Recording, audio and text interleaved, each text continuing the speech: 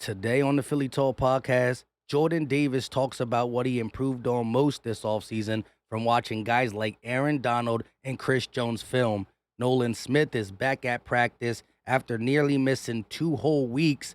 13 players added to the practice squad, and which punters coming to Philly? This is Philly Talk with Philly Mike. Talking sixes in the bird gang, that's I like. Competition, we ain't scared, yeah, that's what we like.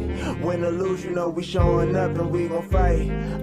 You see we strive for the sky every day that go by. And every single week we screaming fly, eagles fly. This is Philly Talk with Philly Mike, yeah.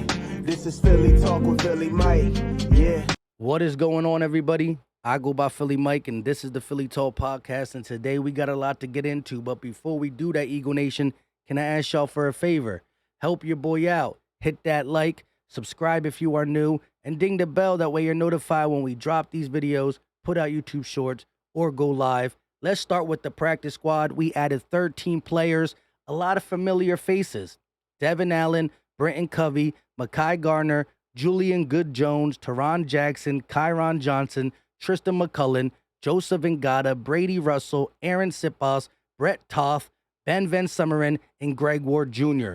The one guy I scratched my head at that we brought back is Aaron Sipos. The one guy I thought we would bring back that we didn't was Nicholas Morrow for linebacker depth, although we did bring back Ben Van Summeren. We'll talk about the linebacker position later in this video. But guess who's not here? He got claimed by the Arizona Cardinals.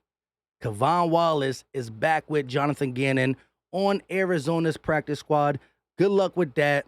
It is what it is. It doesn't matter. But Aaron Sipos, I think, is only on the practice squad as a worst case scenario because rumors were heating up for the punt god, Matt Araiza, but it was shot down.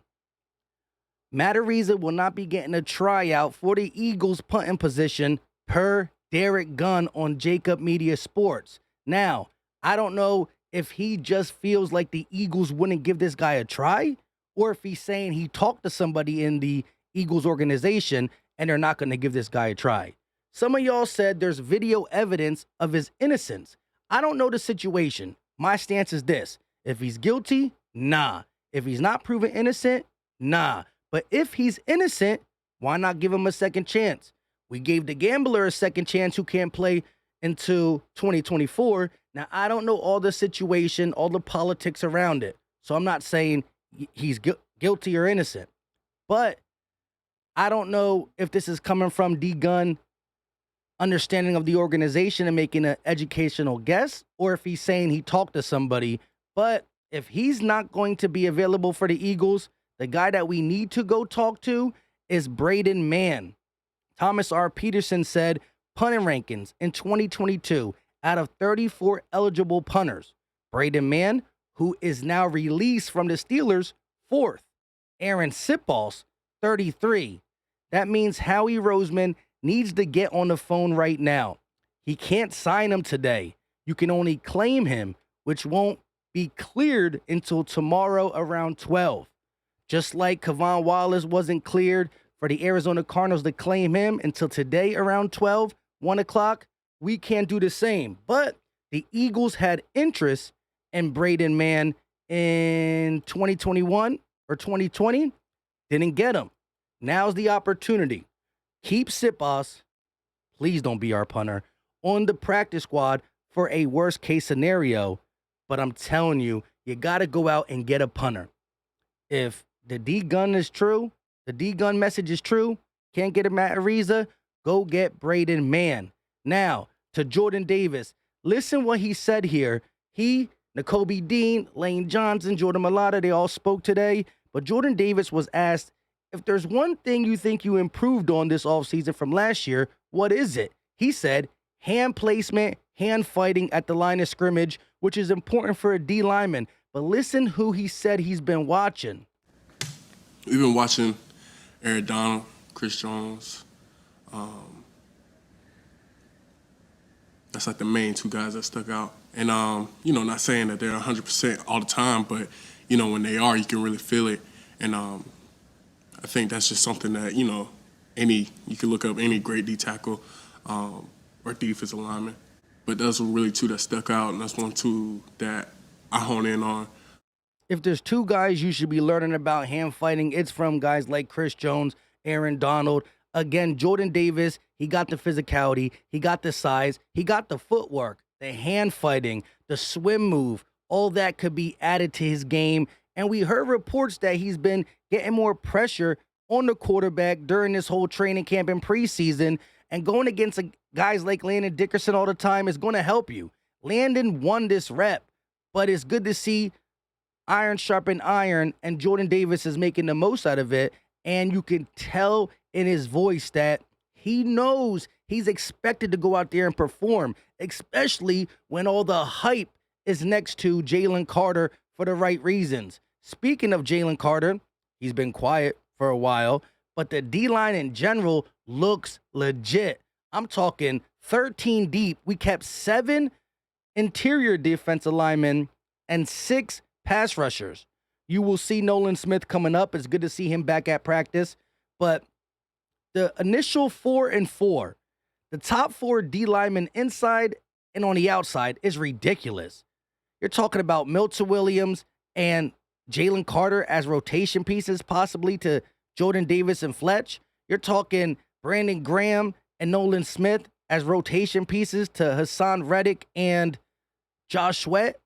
You can't name 4 interior and 4 outside that even come close to matching us, right? There's teams with Aaron Donald. There's teams with Micah Parsons. There's teams with Chris Jones. But who's alongside of them? Inside and outside. There's not no team that is as deep as the Eagles. And when the media asked Jordan Davis, you think y'all can get 70-plus sacks again? He said, I don't want to put a number. We just want to win games. But we believe in this D-line, and I wholeheartedly believe in this D-line. I can't wait to see it work, eat, and destroy. Now, let's talk about the linebacker room, right? Ben Van Sumeren gets back on the roster, the practice squad, but, Howie Roseman calls it the Big 69. Pause, right? 53 is what you bring to game day. I think you activate only 47, 48, I don't know. But linebacker has to be looked at in a sense of, you can't go in game day with 3 guys. You got 1 on the practice squad and 3 on the roster. I believe in Dean. I believe in Ellis. I believe in Zach Cunningham, who looked good since he got here. But he's injury prone. Dean's been nicked up. You're talking about an injury or 2, and now you got 1 guy on the roster? I know you're going to bring Terrell Edmonds in a box, Sidney Brown in a box, maybe use Nolan Smith off ball. Hassan Reddick drops back at times. Don't do it a lot. But I think when you look at the tight end position on the depth chart, you can't go into games. You can't have on your active roster only 3, right? Last year, it was like 4 or 5, including the guys who dropped back. So Howie Roseman, once again, you're going to be seeing a lot of Howie Roseman videos because this roster is stacked, but it's not complete. You heard him talk about we going to be aggressive all the way up until week 1 versus the Patriots. And it don't stop then. But then you fall back a little bit. Now you're looking at trades and stuff, but there will be guys available for signing. I put a video the other day. Christian Kirksey. He got 2 picks, 3 sacks, 120-plus tackles. He was the captain for the Texans. Why did he get released? I don't got that image on my OBS to pull up all the official stats. Don't quote me on that, but it was around that ballpark. But why did he get released? Could he be a depth piece? Is he equivalent to Sean Bradley or better? Could he be used on special teams? Because today, they were putting Nolan Smith on special teams. Eli Ricks, who made the roster, got some special team work. So they're trying some things out for special teams because Nicholas Morrow would have been a special teamer. Sean Bradley would have been a special teamer. Kevon Wallace would have been a special teamer, right? They're not on the roster no more. They're hurt, cut, release, whatever. Now, I talked about this in my video yesterday in the beginning, but just want to show it again. This tight end has a lot of upside. We call him Albert O, and he just runs a versatile route tree, right? Finale preseason with 7 catches, a $109, and a touchdown. Probably would have made the roster if the Eagles didn't offer a trade in Denver, due to everything they've been paying with money-wise for the coach, money-wise for Russell Wilson. They felt like, hey, we can get some draft capital and get a guy a better home in Philly. But look at the different style catches this guy makes. Needs to work on his blocking, but a big body. I think he's definitely going to be a part of this 12-man personnel. I'm not saying Jack Stoll or Calcaterra necessarily is going to get kicked off, but I see him being a number 2 next to Dallas Goedert as things matriculate down the season, right? Big body guy. That's what Nick Sirianni likes. Pause. But I can't wait to see how he shapes up as well as the rest of this roster and football team, right? We're getting to the point where we're going to start talking more about Devontae Smith, A.J. Brown, Jalen Hurts, the big names on this team. We're not going to be talking about practice squad, bubble guys, second string, new additions. Like, are we going to sign a linebacker? Are we going to add another wide receiver? Are we going to add another safety? We're not going to be talking about that. We're going to be talking about, did you see Jalen Hurts throw for 300? Did you see it? I saw it.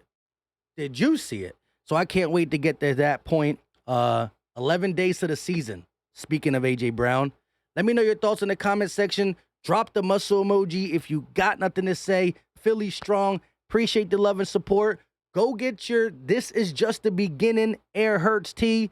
Hey, Henry Braxton, if you're watching this, I'm working on the details to your 5X shirt. If anybody else needs a 5X, it is what it is. Let me know. We're working on that to get it up on the site so you don't have to go through me.